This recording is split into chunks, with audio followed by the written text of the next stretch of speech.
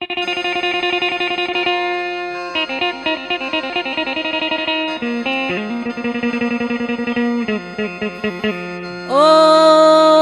เดแก้มปลาปะเสนอนน้องเอ้ย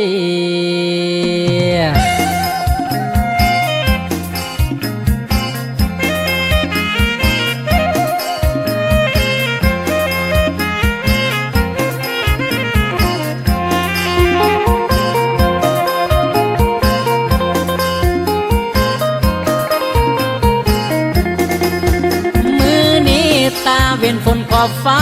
แสงส่องเหืองใสทางหัวใจไอคิดทำคันหนึ่งถึงน้องนางเอ้ยน้องได้ดีไกลอายแต่ดินทิ้นอยู่ไปไม่สู่ต่างบ้านบอกเคยเอื้ออ่าวถึงเดโน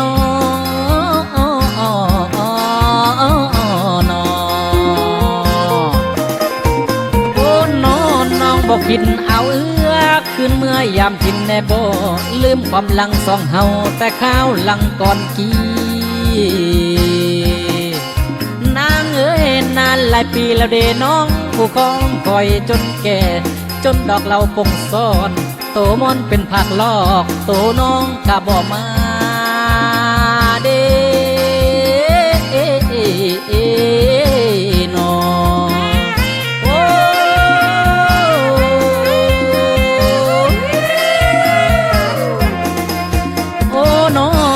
คิดเห็นเดินลาข้าวก่อนมาน้องยังบ่อ้อมอมถึงพ่อแม่บ่พร้อมญาติพี่น้องบ่พร้อมตัวน้องก็จะเอานาดี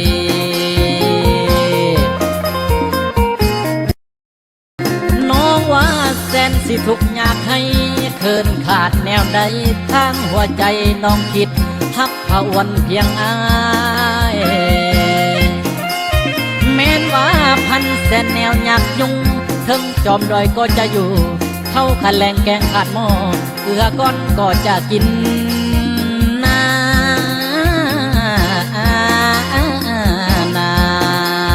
น้องว่าโอ้น้องพอแต่มีผัวอาย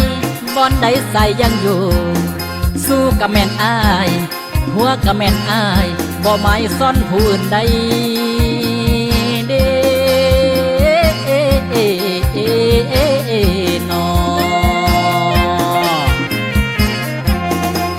เพิ่นว่าฝนตกยังหูเอื้อนเดือนยังหูอิ่มความหักอายและน้องบ่มีมือสิอิ่มเต็มเด้น้องสาธุขอให้เป็นดังน้ำทะเลหลวงกว้างใหญ่ยังหักหอฟังไว้บ่มีแล้วสิจากลาเด้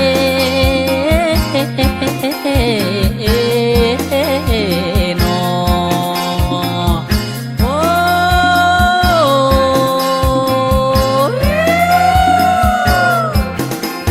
อายนี้เป็นดังกาดำเท้า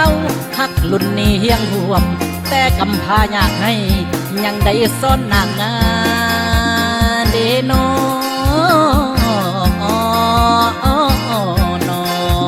อายว่า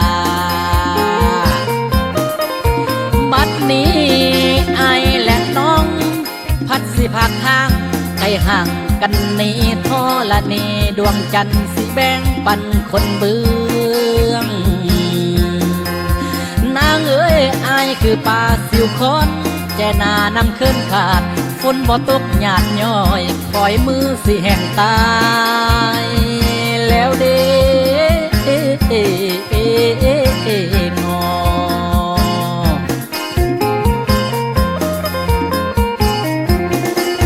บัดนี้พอแต่มาถึงบัน